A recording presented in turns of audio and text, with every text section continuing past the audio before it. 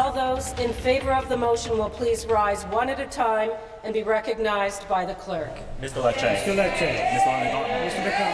Mr. Moran. Mr. Moran. Mr. Colangelo. Mr. Fidello. Mr. Fidello. Mr. Buffalo. Mr. The ayes being 74, the nays being 30, I declare the motion carried. This is the moment, just minutes ago, that the Ford government passed unprecedented legislation that imposes a contract on school support workers and uses the notwithstanding clause so they cannot fight it in court. Overriding the Charter of Rights and Freedoms in a labor dispute for the very first time is sparking a national conversation. The union was in the legislature yelling shame. The premier was not in attendance. Good evening. A school strike is on for tomorrow. 55,000 support workers. They are the education assistants, librarians, custodians, and early childhood educators who will be on the picket lines. And the government's new legislation that just passed, as you saw, means it will be illegal. There will be a strike tomorrow. For how long? For as long as it takes. The mediator made the call to end negotiations this afternoon. The two sides were just too far apart to continue. CUPE wouldn't budge. They refused to take a strike off the table.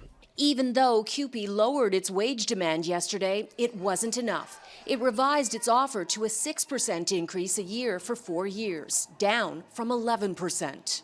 Did you miscalculate, though? Did you come in too high at 11%? No, we did You not. don't think the government has taken a hard stance against the union, introducing legislation that imposes a contract on support workers and invokes the notwithstanding clause, which allows provincial governments to override parts of the Charter of Rights and Freedoms. It has never been done before during a labor dispute in this country. The Ford Conservatives are doing something that is unprecedented in Canadian labour history.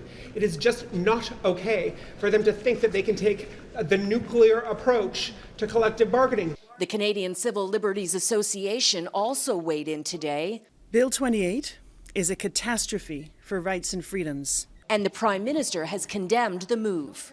Using the notwithstanding clause to suspend workers' rights is wrong. We will do whatever it takes to keep Ontario's 2 million students in the class. That has been the Premier's rationale, even though the government is threatening fines of up to $4,000 a day for workers who strike illegally and $500,000 a day for CUPE. The union is still not backing down. Have you miscalculated with this union? CUPE has decided to proceed in a strike since Sunday. We brought forth legislation on Monday on the basis that we have to avert a strike. If Minister, there's going to be a strike tomorrow. There's going to be an illegal strike tomorrow. If you used every tool, I mean, you've used the notwithstanding clause. You've backed them into a corner. They're still defying you. What are you going to do now? We've been very clear on our expectation. Kids should have been in the classroom tomorrow. We're working on it. Earlier, the Premier had a meeting with his education and labour ministers. Working on it clearly meant doubling down.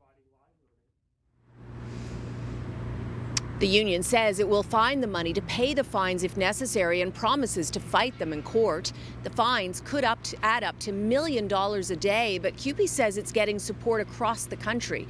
The education minister has directed school boards to keep as many schools open as possible and to tell teachers to be ready to teach.